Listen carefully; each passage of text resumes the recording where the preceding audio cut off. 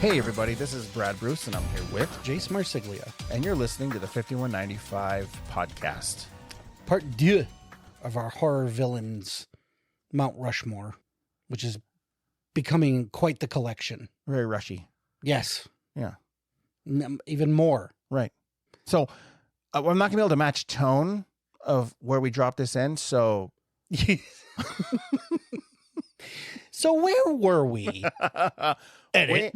Wink, wink. Nudge, nudge. And here we go.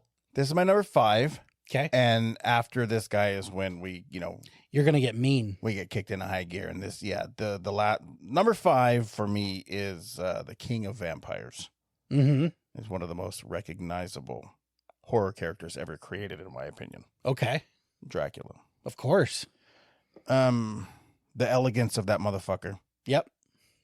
He was so charming. Mm-hmm.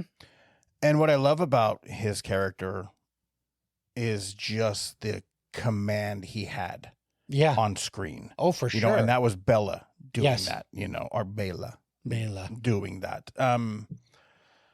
Yeah, it's fucking, I love Dracula. Same. I really do. Like, it's, in my opinion, I didn't even put Creature on the list because Creature is just, for me, it's just fun. Oh, yeah. Yeah. But this gothic castle rainstorm and, just that whole thing, it's fucking perfection. It's the gravitas of the whole thing, Even Renfield coming in and just the matte painting of the steps. Yes. It just looks amazing. Yes. So fucking cool. Yeah. It's fantastic. I listen to the score all the time. For the original. Yes. Okay. Yeah, I listen to the score all the time. It's such a good movie. Mm-hmm. I feel like it's constantly mimicked. Well, up until Bela, nobody talked like this. This is basic Dracula now. Mm-hmm. And he was just a Hungarian accent. That's all it was. Yeah. And it's literally, it was just Bela doing that. Yeah. That's not how he sounded in the book. They never referred to it. It's not how Christopher Lee plays it. No. And I think it was just a happy accident. It is, but it's like Frankenstein. It's now the blueprint for Dracula. Yes. And I'm not mad at it. Mm-mm. And it's great. And I love that there's no blood in the movie. No. Yeah, not a drop. Yeah. And it's one of the most, just endeared horror films. Yep. For me, like there is a special place in my heart for Dracula. Same. So it's like he definitely deserves to be up there. Right next to his buddy Frankie. I absolutely agree. And I tip my hat to Hammer as well. I think that they did what Universal did when Universal was kind of done doing that. Yeah. And they did it their own way. I think Hammer put a little more swashbuckle into their Dracula movies and made them more exciting. But there's nothing like that original. And no. Because the way he is in the book, it's a lot closer hewn to Nosferatu. Oh, absolutely. He's supposed to be gross and hideous and hairy and just, in the book, he does disintegrate into rats and mist and a werewolf at one point. All that's there. But that first movie with Lugosi, and like you said, the command he has on the screen, he's intimidating as all fuck. And there's nothing like that with Frankenstein. He's intimidating, but he's sympathetic. It's childlike. I'm not sympathetic of Dracula. No. He's here to decimate London. And it's with a very menacing smile on his face. Oh, it's pure evil. Yeah. It's pure evil. For all intents and purposes, Satan, Dracula to me is like the most evil of the rogues gallery. Absolutely. For sure. Yeah. Love it. Cool. Yep. 100%. Perfect. They're not all winners, but the main Dracula's, particularly Lugosi, is that's inarguable. For sure. So. All right. Okay, back to me. And My next one, personally, this is the one I said you might take umbrage with. Okay. Maybe the net's too wide, but I don't know how it would go on a mountain.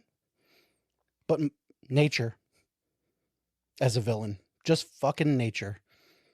Jaws, Cocaine Bear, Slugs, The Birds, The Happening. There's an entire swath of movies that flat out say, don't fuck with nature. And as a theme, I think nature is damn scary. Yeah. And obviously the crown jewel is Jaws. Mm-hmm. You know, it's just the greatest animal attack movie ever made. Right. But apparently you've never seen frogs. Yeah. But yeah, these movies, there's so many of them, and some of them are preachy. You know, some of them are kind of bang the tambourine for the ozone. But for the most part, it's just, what if animals decided to revolt? Right. What if a shark really had it fucking in for you and your family? Arachnophobia. What if you just happened to be on a farm that bred poisonous Amazonian spiders? It's one of the most terrifying movies I've ever seen because I fucking hate that shit. Creepshow, the roach story. These roaches almost seem to sentiently torment one man in a building. Right. So there's so many examples that I can't nail down just one, but it seems that horror has a special place in its heart for Mother Nature, in that when people overstep their boundaries and harm the earth or get a little too cavalier about the animals they kill or what have you, the earth itself seems to turn into its own defense, you know, and if you wanted to split hairs, we could even throw in natural disaster movies like Twister, Dante's Peak, whatever. But all of these movies' central conceit is don't fuck with nature. Don't fuck with it, or all the birds in the world might peck your eyes out. I don't think it's ever really been done on a list show before where I'm just like, hey, this subgenre is the villain. And you may not agree, but I thought that was Mother Nature, if you want to characterize it, is probably one of the scarier elements of horror, because what if? No, I mean, it's definitely a different take for sure, you know, and I mean, I think that's the thing is, like, you know, everything is subjective. Of course. You know, so instead of just like, no, that's fucking stupid, it's like, oh no, I take a step back and, you know, just evaluate what you're talking about, and I see it, like, absolutely. You're absolutely right. And it's almost as if, I mean, because that's whether it's a mutation or something the lab cooked up, or just inexplicable, like the birds. Mother Nature, that's earth, the core. The core is you're getting too stupid with this planet. You're getting too stupid with your resources. You're getting too stupid with your air, your cruelty to animals. And these movies serve as like a humanity reset to let you know, if we wanted to rise up, humanity would be fucked. Fucked. Absolutely. You know? And some of them are really good. Some of them are frogs. With an exclamation point, I believe. Frogs. Yes. But, you know, I think of movies like Tarantula, the Deadly Cargo, you know, Kingdom of the Spiders, The Nest from the 80s. I love The Nest. Those roaches just eating through your skin. Swarm. We were joking about bats a few days ago, but it's like all of these movies are meant to show the counterbalance to our hubris.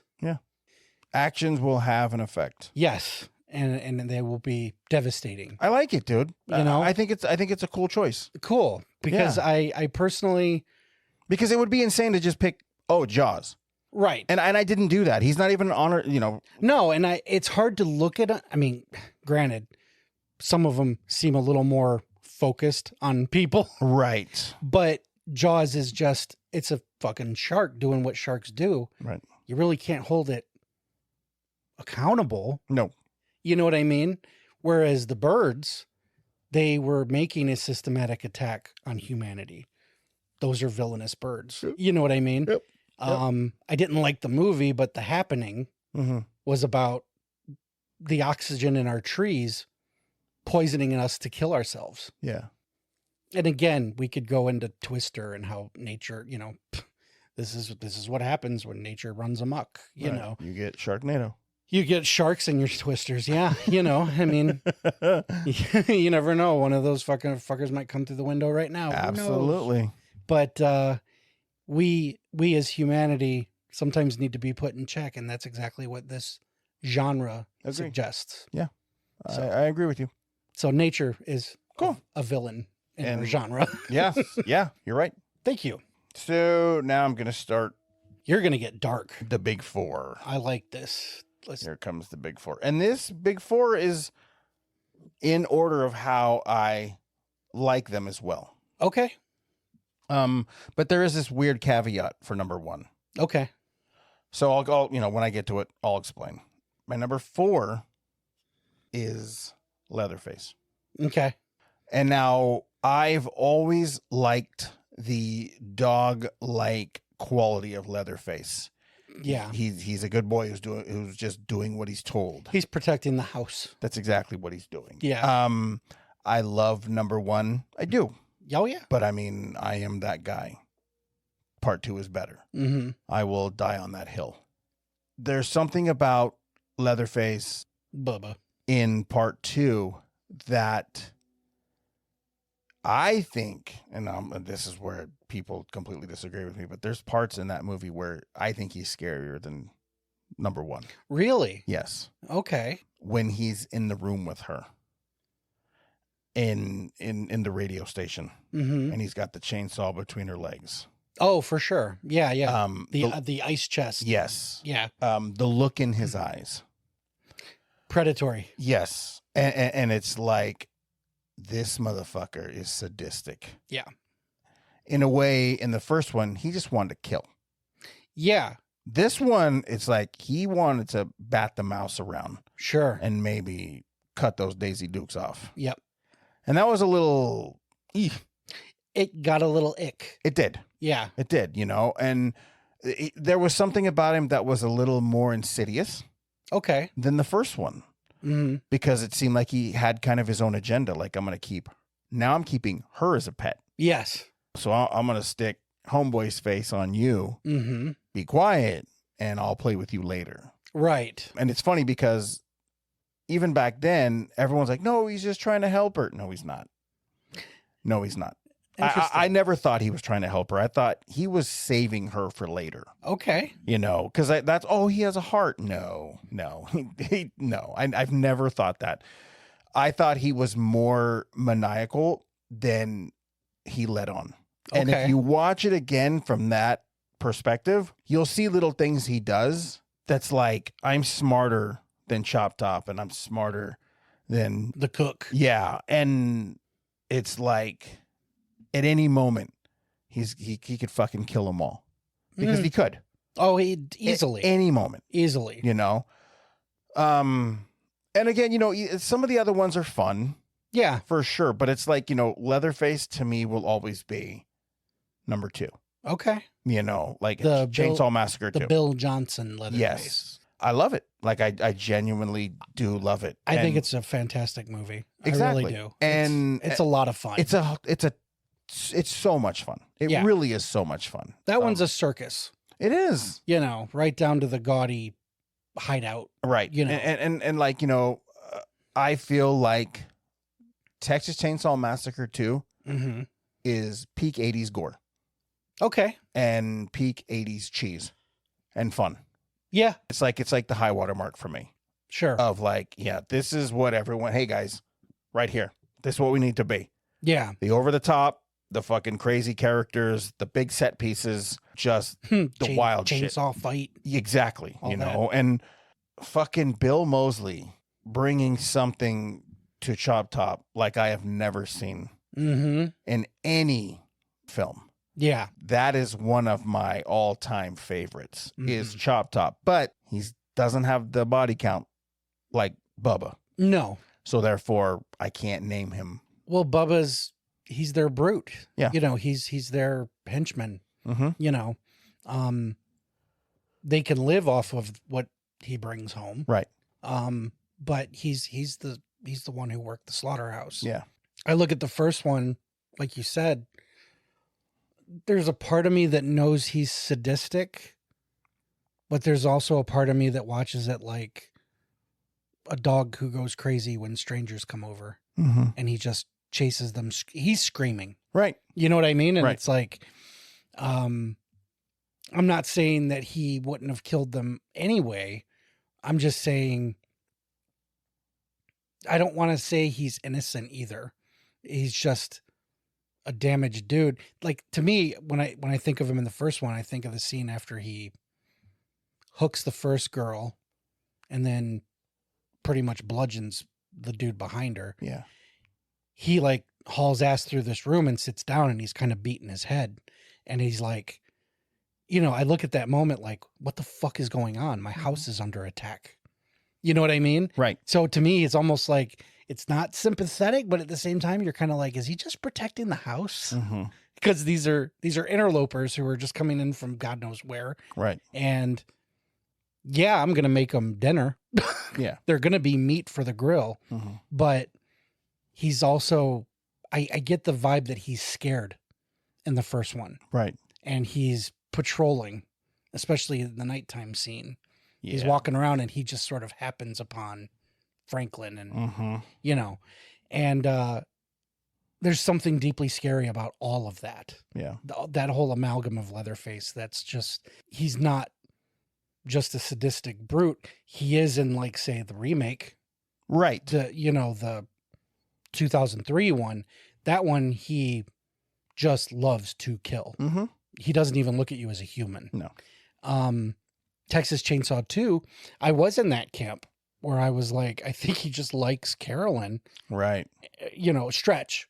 And part of what makes it funny is when the whole Bubba's got a girlfriend part, there's that shot of Leatherface. He gives her this look like, you see what I got to put up with? Right. You know? Yeah. And it's that also goes to your theory that he's smarter than he looks, almost like, and this is what I deal with. Yes. You know what I mean? Yeah. But he's vicious. And anyone who argues otherwise, I just say, watch the opening on the bridge. That's a terrifying moment. It is terrifying. It's super scary. He's wearing his dead brother, for one. Yeah. And just hauling ass, fucking splitting heads, you know. And that whole sequence is, in my opinion, for fun. Right. That's not protecting the house. No. That's not, I'm scared of people coming in that I don't know. This is, I'm on the hunt. That's the homicidal stuff. That's the homicidal stuff. Yeah. Yes. That's him cutting loose. So that's what, yeah. He's not the one from the first one. No, he's almost like in the distance between 1 and 2. I don't know did they ever say how long in between? Because I know the movie, it's like, 9 years, something like that, between movies. Yeah. Maybe more. Yeah. But it was one of those deals where I'm like, we don't know what he's been up to in those years. Maybe he's gotten a taste for it. Maybe in those years Since 74. Yeah. Like maybe now it's like, yikes. Right. Now Leatherface he's off the leash. Yeah. You know, and, cause he didn't strike me as someone in the first one that would go out. No. And do that. Past the property line. Right. You know what I mean? Yeah. Like, again, like a dog, like he was chained to the porch. Yes. Part 2, it's like, go out and have some fun. Yeah. And just bring back the meat. And there's something very sick about that. Yeah. And I mentioned, before we move on, Leatherface is the only of all the big monsters I've ever had a nightmare about. That's crazy. It's crazy. Yeah. Because it's a big, towering, lumbering, screaming brute chasing you with a loud chainsaw. Yeah. If that's not nightmare fuel, I don't know what is. Yeah. And I've had dreams where I'm trying to run across a field to a road and flag somebody down while this thing is chasing me. Right. Right. And yeah, I've seen every Pinhead movie, every Freddy movie, every Jason movie. Fucking Leatherface. He's the one I had a jolt awake in a cold sweat kind of nightmare, Yeah. And it says a lot. Right. No, it definitely does. And getting to this number on my list, like I said, he's the one that has like a body count. A big one. I mean? Like between 30 and 35 people. Yep. Are, that's how many people he's killed. And that we know of on screen. Right. And that's through the franchise. Yeah. It's like, because I did try to go and like, but I'm just lazy. No, I hear you. And I started to write like each one from the first one. It was like, it was Kirk and Pam and Jerry and Franklin. Yeah. That's who we got in 74. And then then part 2, he killed about 3 people. Yeah. And then part 3, he killed about 4. Mm-hmm. So I was like trying to do this whole math, and it was like, no, I just like, it's got to be roughly 30, 35 people is in that area. Easily. Because there's 10 movies? Yeah. Altogether. Yeah. Different fucking crazy. Different timelines, choose your own adventure. Yeah. Like Halloween. Yeah. But you also have to take into account anything prior to that first movie. Because they were not new to this. No, exactly. When we first met them. Exactly. So the body count could be astronomical. Yeah. Mm-hmm. I mean, if they've been, because we picked up in 74. Yeah. And they seem like seasoned pros. Oh, yeah. Right down to the hitchhiker being the lure. This was they had it set up. Orchestrated plan. Very cool. Cool. My next one is kind of funny. Okay. I don't think this one gets I don't think it gets enough attention. Okay. But it deserves to be on the mountain, and that is Gozer the Garzarian. Whoa. Yeah. Look at the fucking hat. Basically, in one Ghostbusters movie, one entity almost caused the apocalypse. With a couple of demon dogs and a marshmallow man. Wow. You know what I mean? Gozer, if you want to get technical, the finale it's more about the marshmallow man. Right. Gozer's just kind of this androgynous woman demon thing, and the fight doesn't take very long. Granted, Gozer does come back in Afterlife, but it is very clear in both movies that this is a very powerful demon. It's the demon that can unlock the apocalypse. And there's a moment when the containment unit blows that the entire city is running amok with ghosts and demons and skeletons, and it's terrifying. Right. In theory, because it is wrapped in a comedy. But yes. But I think Gozer is probably one of the more powerful, more menacing creatures of the horror genre, even if it is a comedy. Because comedy or not, those movies are still dark. They are. They're dark, apocalyptical, very... The threat is real. It's more of the end of the world kind of a thing. Right. But it's just the comedy comes from the situation, and the situation is dire. Yeah. And I always think about it at the end when Gozer says, choose your destructor. Yeah. And I think this thing is so confident that it's going to kill you that it lets you pick whatever the fuck you want. Whatever you want me to appear as, I will fucking kill you. Yeah. And the idea that Ray had the inability to clear his head completely, which most of us can't do. Yeah. Because that's another thing that gets my anxiety up is you tell me not to think of something and I'm going to think of the worst fucking thing. Right. You know what I mean?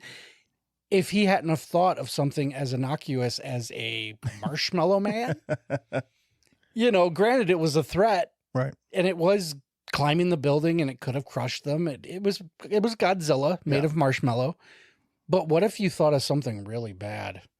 Something really terrifying. And it's like, you'd have been fucked. Gozer would have taken your worst nightmare and made it your enemy for the day. And absolutely. There's something about Gozer that I don't think gets enough attention. Wow. Because yeah, you're right, dude. I'm like that villain in Ghostbusters is responsible for everything that happens in that film. You just don't see it manifest as a person until the last 10, 15 minutes. Yeah. Yeah. Everything that happens right down to the demon dogs, the keymaster and the gatekeeper, those demons are scary as hell. And they're like your warm-up villains. Yeah. You know what I mean? Right. You have to fight these fucking beasts to even get to Gozer. Yeah. And then Gozer makes you pick whatever it is you're afraid of. Yeah. That's how I'm going to fuck you up. And that's fucking cool, dude. Yeah, no, I think Gozer is a very underthought of, underappreciated villain, because that's, in theory, it's probably one of the scariest villains because it could be anything. Mm-hmm. And all it has to do is pluck it from your mind. Right. And we could come up with the worst shit. Yeah. You know what I mean? So, yeah, Gozer's high on my list. Rad. Okay, so coming in at number 3 on the mountain. Mm-hmm. Michael Audrey Myers. Michael Audrey Myers. With, funny enough, a kill count. A massive one. Between 160 and 170 people. Small village. Isn't that fucking crazy? You know, I think of Halloween Kills, and in one movie, he decimates an entire fire department in one scene. That's the one that got the biggest jump. I was going to say that one. 30 people. Yeah.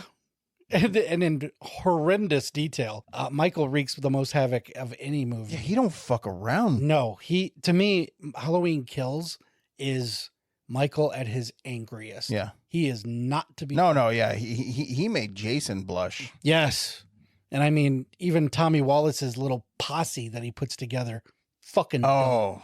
Fucking done. Light work. He made light work of him. And it's even worse if you watch the extended cut. Yeah. It goes on at least 2-3 more minutes. Yep. Just carnage. Yes. But I'm 100% with you. I think Michael is one of the scariest. He is.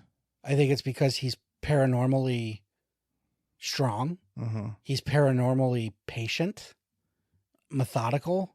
The fact that Carpenter kept him away from the camera and gradually brought him closer until he's right in your face by the end of the movie is a genius idea. Mm-hmm. Because he's an ever-present threat, even if he's not right up on you. Right.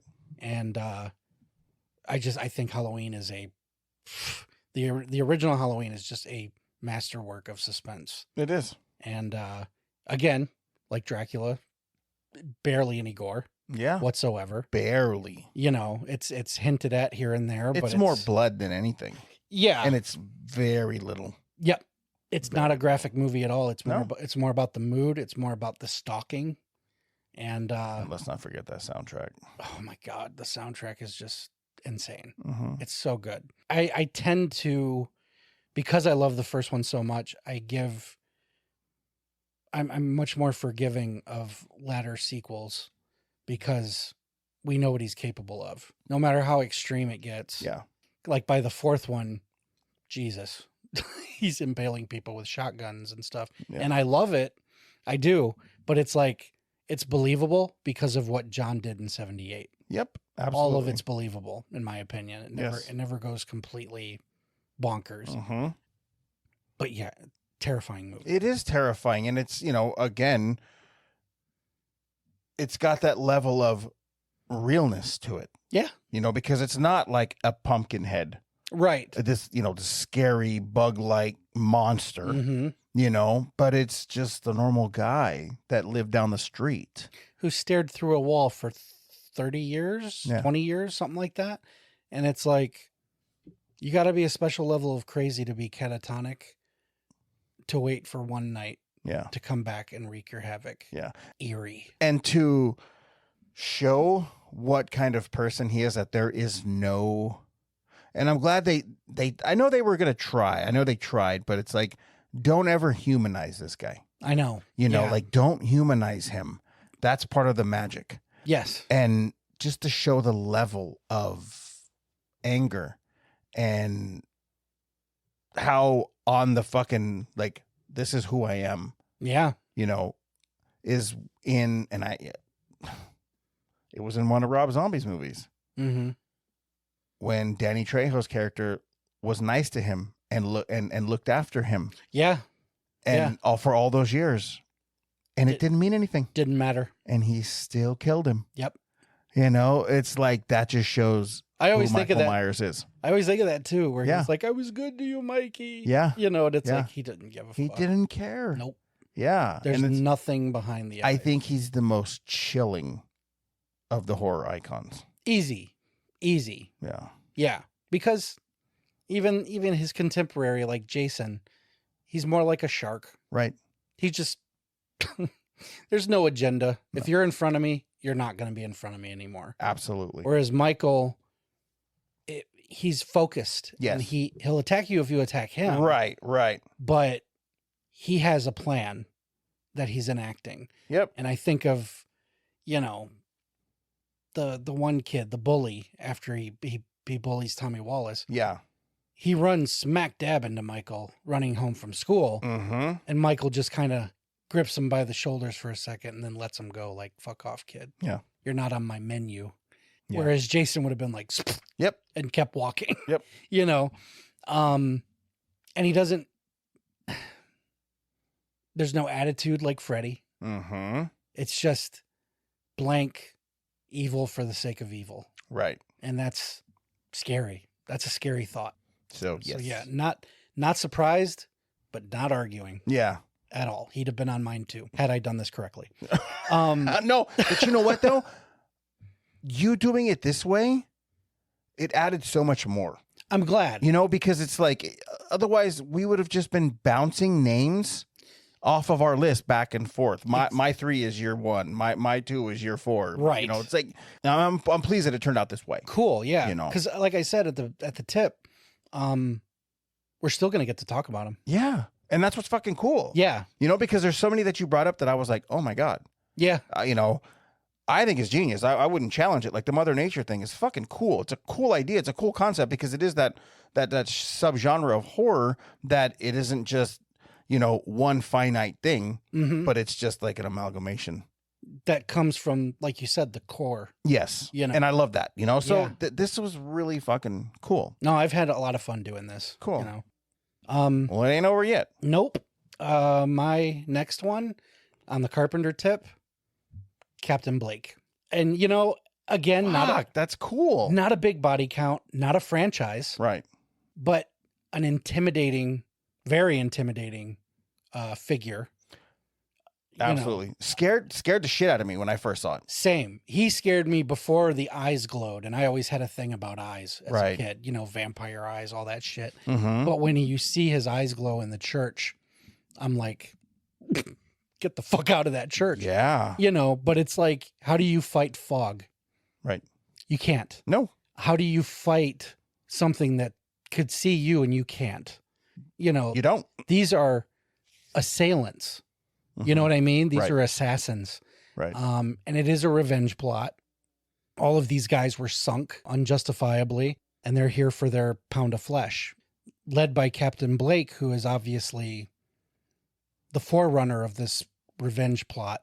Mm-hmm. He's doing this on behalf of his dead crew of lepers. Right. But just the idea of a ghost who is completely black, save kelp and seaweed and bandages and rot. There's so much detail without any detail. Right. Who's the guy who created Hellboy? Mike Mignola. Mignola. Yeah. I feel like he's a design of his because he's almost. Yeah. Captain Blake could easily be in the Hellboy universe. Right. It's just he's empty space, and then you get those eyes at the end, and it's like he's here for your soul. He's here to kill you, and I think he's absolutely terrifying. Oh, it's horrendous. It's so scary, and it's just on a cursory glance, it's just they're like pirate ghosts. Right. Okay. I mean, it's a cool concept, but like it was executed to perfection. That's what it is. It's the way they did it, the way it was performed, and the way it was shot that make it so scary because they don't talk. Right. There's no chatting. It's not like Halloween where you see them stalking from a distance and getting closer. It's nature. It's fog. Mm-hmm. It's something we see all the time. Yeah. And you never know what's lurking in it. Most of us worry about, am I going to hit the car in front of me? Is there a deer going to jump out into the road? You can't see through the fog, and that's your biggest threat. It's never an entity with your name on it. You know what I mean? Right. And I think the fog is is absolutely, it's a masterpiece. It is. To me, it's everything that Halloween is, just with a campfire ghost story around it. Mm-hmm. And well, by you saying, it's like one of your favorite Carpenter movies, mm-hmm. I don't argue that at all. Like I totally see that for you, mm-hmm. and I respect that choice. Yeah, because you can't compare the two films. You really can't. He was operating on a different level. Absolutely. Yeah. If it shares anything with Halloween, it's in the deliberate building of the suspense, mm-hmm. and the score, and just the fact that he was able to achieve a lot with a little. Right. No, I think it's like Halloween. I think it's just a perfect film. It is. It really is. Perfect. Yeah. A perfect ghost story. Yes. No, it really, really is. And we talked about it on this trip. I want to get Captain Blake on my arm next tattoo. Yeah. I think it'll be cool. Fuck yeah, it'll be cool. I can't wait to fucking see that go down. Oh, for sure. Like we should definitely get a tattoo together. That'd be fucking cool. Yeah. Okay. Fuck yeah. My number 2 is Jason Voorhees. Okay. He's very intimidating, mm-hmm. just because of his force, size. But I think above even that is his setting, mm-hmm. is what makes him scarier, is being in the woods alone, away from home and safety. Mm-hmm. That's what makes it even that much more scary, in my opinion. Sure. Running through the forest, not knowing where to go, and this guy just not getting winded. No. Not stopping. And knows the terrain better than you ever could. Yeah. That is so terrifying to me. I remember when I was little, I used to go up north to my sister's house. And in the room I was like staying in, they had like these big ass windows, and they just like looked off into basically Camp Crystal Lake. And it was just so, and when the moon was full, and straight above, like right above, mm-hmm. the way it would like kind of cascade down across the forest and just create these shadows. Mm-hmm. Oh my God, dude. It was like fucking terrifying. And the last thing on my mind was, Leatherface or Michael, but it was just that big fucking hockey mask wearing silent monster. Yeah. That you can't talk to. No. You can't reason with him. He's Terminator. Absolutely. If he sees you, you're dead. Yeah. He's definitely that ultimate icon in that aspect. Yes. And I, like, to your point, I don't think being lost in the woods is any different than being in a raft in the middle of the ocean. Fuck no. I don't care if you can see the horizon. Mm-hmm. In the woods, you are lost hopelessly. And having someone out there who knows the terrain better than you do and is packing a machete among other implements, it's very scary. Mm-hmm. One of the things I credit the 2009 reboot with is they made an effort to make him more of like a huntsman. Mm-hmm. So he had a machete sharpener, he had like a thing he could sharpen the blade on. He had set up his own system of tunnels and tripwires. Right. One of the things I noticed when I saw it at the theater, when they go into his cabin, are all the archery trophies. And I'm like, yeah, they never touched on that shit. No. Back at the old ones. I'm like, he is a skilled killer with no leash. Mm-hmm. There's nothing to keep him from doing what he does. And Down syndrome to boot. I know. He's just so fucked. It's fucking crazy. And he's tough because he plays hockey. Yes. But no, I think Jason is scary in a way that Michael isn't. Absolutely. It's because there's nothing methodical to Jason. Mm-hmm. He's just, he's hand of God. If you're just in his way, you're dead. Yep. The only person who even came close would have been Amy Steele in the second one because she used psychology against him. Yeah. And he's a guy that has, in like some of the research I've done, some people argue more kills than Myers. Possibly. Yeah, because Myers was like, I kept seeing the numbers like 130 to 160 pop up. Sure. But with Jason, it was always 150 to 160. I think for Jason, it was because it was quantity over quality. Oh, yeah. They were just cranking them out, whereas... Well, Jason X had the most. Did it? 25 because of the ship massacre. Okay, that makes sense. Yeah. But it's like, well, even Freddy vs. Jason, you got a cornfield massacre, and he upped his numbers. Well, yeah, I mean, but there was 20 kills in Freddy vs. Jason. Okay, so five less. Yeah. Yeah. And we're not counting even Freddy's. This is who Jason hacked through. Yes. But it's one of those deals where they just wouldn't stop making Jason movies and trying to reach a body count, whereas Michael stopped in 81 and didn't come back till 88. Mm-hmm. And even then, those weren't body count movies until Halloween Kills. Right. And the 2018 on was just, we're going to let them catch up on lost time and slaughter everybody. And I think that's classic Blumhouse. Yeah. Yeah. But no, Jason is just, he's scary. Mm-hmm.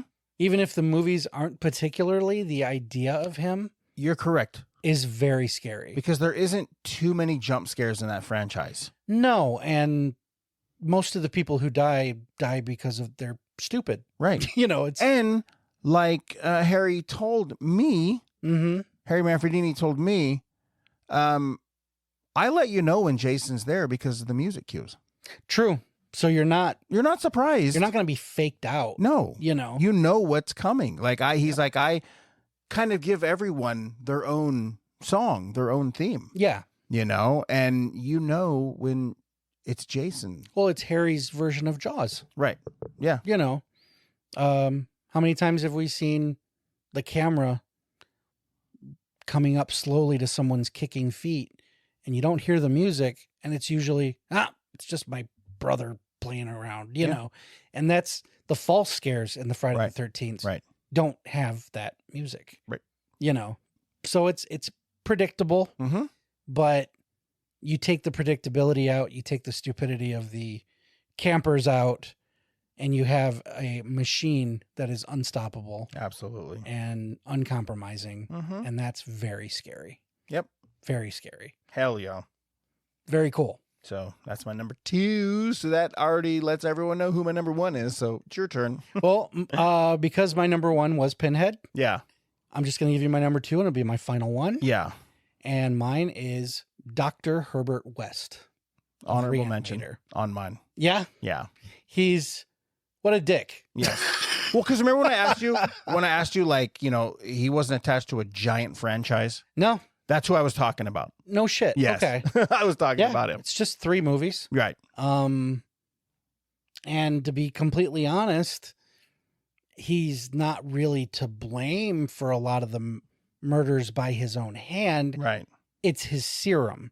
He causes the carnage because of his experiment. Yep. And what makes him a villain as opposed to, say, a Dr. Frankenstein, who immediately feels guilt and is wrought with agony over what he's created. Right. West sees his creations rip people to pieces and just goes, huh. Yeah. And he notes it. He makes a few notes and goes, well, I need to find a fresh new cadaver to see if I can fix that. Yeah. There's no sympathy for the people who die. Right. In fact, no. In fact, Dr. Dan Kane, his right-hand man, he chastises him for feeling. Yeah. In that first movie, it's like, Dan, get it together. Yeah. I know it's the dean. I know it's your girlfriend's dad, but this is the freshest corpse we're ever going to get, and he's just got a way of snap out of it. This is for science. Uh-huh. And it's that inability to generate any kind of empathy, any kind of moral compass. There's no moral compass in science. No. It's just facts, and he's the worst version of Dr. Frankenstein because he never learns his lesson. Right. He never learns his lesson. Instead, he just goes, well, I got to fix that, don't I? No matter how many people die, no matter how many weird off the wall creatures come to life with this neon serum of his. And that's what makes him a villain. Yep. He's not a sympathetic character. He's an asshole. Yes. And he's played perfectly by Jeffrey Combs, who you can't help but love. Like, he's hilarious. He is super funny. Yeah. It's the glibness that makes him funny. But when you take a step back, it's the fact that he'll let anyone in this house die to make sure that his findings are recognized and celebrated. Right. And be damned whoever gets in his way. Yeah. Even if it's his best friend. Absolutely. Dr. Dan. Yeah. And all the way to the third one where he's incarcerated in a maximum security prison. You're surrounded by rapists and murderers. He's not going to have much sympathy for them either, but a lot of innocent people get caught in the crosshairs and he's still like, oh, well. Yeah. That's the sacrifice we have to make for science. And it's just, what a fucking asshole. Yeah. But I love him. I absolutely love that character. Played to perfection. It is. It's perfect comedic timing. Yeah. The perfect level of arrogance. Right. Combs really, he lets you know that West is not an idiot. He is brilliant. He knows he's brilliant. He wants everyone in the room to know he's brilliant. Yeah. But you're not going to get in his way. And that's what he has against all these other mad doctors who usually crawl under the table and wonder what the fuck they've created. Yeah. He's like, yeah, no, these are mistakes. I'll fix it. Right. Right. Yes. And it's that kind of attitude that makes me just love the character and love the performance. And they're over the top. They're nasty. They're gory, but they're very rooted in science. They're very rooted in logic, most of the time. Like a lot of the things he says and does could be, Yeah. But it's that human element that he lacks. Yeah. And that's probably what keeps his experiments from being anything but a disaster. Absolutely. And I think he's on the same level that I was talking about earlier with Tony Todd and Candyman. That like Candyman is just a real guy. It's not Tony Todd. Right. Herbert West is a real guy out there. Yes. That's how I see Herbert West. I don't see it as Jeffrey Combs. It's like, no, Herbert West is a real guy. Yeah. He's the guy so blinded by ambition that his moral compass is gone. Oh, it's completely gone. It's obliterated. Yeah. And that's a very real psychosis. Yeah. Absolutely. So yeah. Beautiful. He's my last one. And Barbara Crampton's tits. So beautiful. That'll be edited. So my number one has a far less kill count than the previous. Okay. But I think this guy's kill count is just so much more creative, inventive and memorable. Freddy Krueger. Yeah. He's the guy that pretty much played him the entire franchise. Yep. And, he was so much more of like, I don't know. He had kind of like this classic, like kind of movie star quality about him, the way he played him. Oh, it was the Cagney swagger. Absolutely. And then there was also like even Robert says there was Gunfighter. Yeah.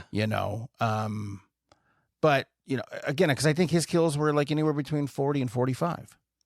Over the scope of like 8. All the movies. Wow. Yeah. But it's because you remember, like, he wasn't murdering in the masses the way these guys were. He was doing 1 or 2 in a dream. Yeah, and it was cat and mouse. Yeah, but they were so much more inventive. He played with his food. Yes. You don't have time for the body count when the setup is so elaborate. Absolutely. And so effects driven. Yeah. These were effects movies. Right. I read a book once about these movies where they compared it, they called it the rubber reality. Okay. And it's it's the same as Beetlejuice and stuff like that, where rules are there, but they're very loosey-goosey, and you can kind of do whatever you want. And in the dream world, something as malleable as a psyche, he knows how to bring your worst fears to life first, because seeing you scared makes them stronger. Mm-hmm. And then, that's the foreplay. Yeah. And the sick part of Freddy is when you're dead, that's his orgasm. Mm-hmm. He's done and moving on to the next victim. And let's be honest. Mm-hmm. Part 1 is pure terror. It's horrifying. Nothing funny about it at all. No. Freddy wasn't a character in the wink, wink, nudge, nudge way that he became. No. But he was a sadistic and a pedophilic psycho. Mm-hmm. I think people, once he started getting more popular and became more of a mainstream anti-hero, they kind of glaze over the fact that he was a child murderer. Yeah. And a child molester. Yeah. And I think that makes him one of the worst of the worst before you get to all the creative shit. Right. The existential nightmare shit. Oh, no, you definitely got to go through a dark journey before you get to the fun. Yes. And I know there's people who have qualms with that, where, why are we making these fun? And I'm like, it's just the way it goes. Mm-hmm. You know what I mean? The popularity. Hey, man, it was the time, dude. It was. And it's not to say that the people he's killing aren't, killing's diabolical anyway, but Freddy goes after the weak links. And there's something awfully sadistic about that. Yeah. Whether it's the Dream Warriors, these are all damaged, suicidal kids. Right. Freddy's Revenge, it's a closeted gay kid who's too afraid to fight for himself. Mm-hmm. Okay, well, you're the one I'm going to torment. Right. It starts to get a little goofy by 4 and 5 and on, but I think they all did around 4 and 5, every franchise. But like Freddy, you see the MTV starting with 4. Yeah, oh, for sure. The commercialization of it all. And, but even 5, his target is a baby in utero. Yeah. It's like, what the fuck are we doing? Clear up to the point where, we jump out of the films and he's terrorizing the people that created him in New Nightmare, mm-hmm. which is, again, pre-Scream meta. Yeah. And of course, look who it is. Exactly. Yeah. But it was a genius movie. Absolutely. And it's like he's again going after a very young child to get to his nemesis, Nancy, not making the distinction that Heather Langenkamp is not Nancy. Mm-hmm. I'm just going to kill who I see as Nancy. Mm-hmm. And you're going to play the role. That's another pseudo-sexual thing where it's like, this is role play for me and I'm going to torture you in it. Yeah. And there's so many complex layers to Freddy behind the jokes and the one-liners that no other series has been able to capture. No, and that's why I did put him at, at number 1 for those specific reasons, that out of all of them, it's the one that it's most inventive through and through. Yep. And there is like a strange roller coaster about the Freddy franchise. Of course. That the other ones don't really have per se. Mm-hmm. Because, we definitely switched a lot of, players and a lot of directors and locations and stuff, and, he pretty much stuck to his goal. Yeah. Through the whole thing. Yeah. I think he's one of the best for that reason. Sure. And there's every reason why he's iconic. Yeah. It's very understandable whether you're a fan or not, mm-hmm. because he's a household name. He's a household name. He was Elvira. He was he was doing the MTV stuff. He was doing the beer commercials. He was like, his standees were in liquor stores. Like, he was showing up in music videos. Absolutely. Yeah. He hosted MTV during Halloween. Yeah. It was just Freddy was everywhere. Yeah. He was literally fucking a murdering homicidal Groucho Marx. Yeah. Yep. And it was like, you really had to stop and think for a while. Why was I scared of this guy? Yeah. You go back to the first one and you're like, oh, that's why. Because he's an absolutely horrible person. Yes. You know what I mean? And it's, again, like I said with Halloween, you almost forgive the transgressions of the sequels because you know what he's capable of, mm-hmm. and you know how dark he can be. Right. And that's just not funny. Absolutely. You know what I mean? Mm-hmm. And it's like, he's not he's not doing this to entertain you. For sure. He's doing it to entertain him, and that's very sadistic and very disgusting. And I'm perfectly happy with the boogeyman, him being our boogeyman of the 80s. Right. You know what I mean? For sure. And I know you haven't seen them yet, but I do feel like these Black Phone movies and The Grabber are setting up the Freddy for the new generation. Yeah. You know, like our kids have a new Freddy, you know, and I'm happy with that. I think it's cool because Freddy's still there. Right. For them to go visit. And, you know, I got a kid he's ready. He's ready for the Nightmare movies. And I'm like, all right, cool. I'm like, maybe what we'll do then is we'll go through the Jason ones too, and then we'll culminate with Freddy vs. Jason. Yeah. You know what I mean? And that'll be fun. It'll be fun to go back and forth and you see the evolution. Right. And, right now we're up to Friday 3. He has to watch now. Okay. You know, but he's very keen to get on that bus. Yeah. And part of it was because Black Phone 2 is so much like an Elm Street film. Okay. That he was like, is this what Freddy was like? And I was like, kind of. Yeah. This is an Elm Street movie, you know. So he was like, I think I want to watch Freddy movies now. And I'm like, wow, let's do it. Did you ever see the theory of that Black Phone mask is Jeffrey Epstein's face? I did. And did you see Scott Derrickson finally got in front of it? No. He said, not intended, totally see it. Yeah. and I'll be honest, I'm calling bullshit. That he didn't know? Yeah. Okay. I really am. Because it's very, very It's too on the nose when you look at that face. The face and the fact that he's a child predator. Exactly. I never read the book. I don't know, you know, Joe King's book. Yeah. I don't know if it's described any certain way. What was he joking about? He was joking about kidnapping. Okay, cool. But yeah, I don't know if there's any description. Yeah. Of what I don't know. It could. I think it was just for the movie. Yeah, no, that's usually what happens most of the time. You know, when they adapt for film, they sort of give, you know, designers kind of carte blanche to just create me a bunch of stuff and let's see what happens. Right. And it's the opportunity to create a new icon. Of course. And it's like, who knows? It could be one of those fucking Disney Little Mermaid penis things where some guy was like, I have a fucking idea. Right. I'm going to make Jeff Epstein's fucking face on this thing. Yeah. I mean, if he's going after kids, why don't I become the worst child predator? Because if you look at the smile and the smile on that thing, it's just it's pretty fucking I've seen side-by-side pictures and it's very, very scary. It really is. Even down to the dimensions and contours. It's very frightening. Yeah. Fuck yeah. You know? No, dude, this was fucking rad. I mean, it took 2 weeks, but this was a cool idea. Oh, for us to come up with it? Yeah. No. I'm saying like for us to do the show, you know. Yeah. It's 2 weeks worth of content. That's always pleasant. No, fuck yeah. This shit was fun. But it's another good list show for people to jot shit down and go discover. Absolutely. I can't wait to figure out what we're going to do next. Right. Cool. Well, I guess on that note, until next time. See you guys.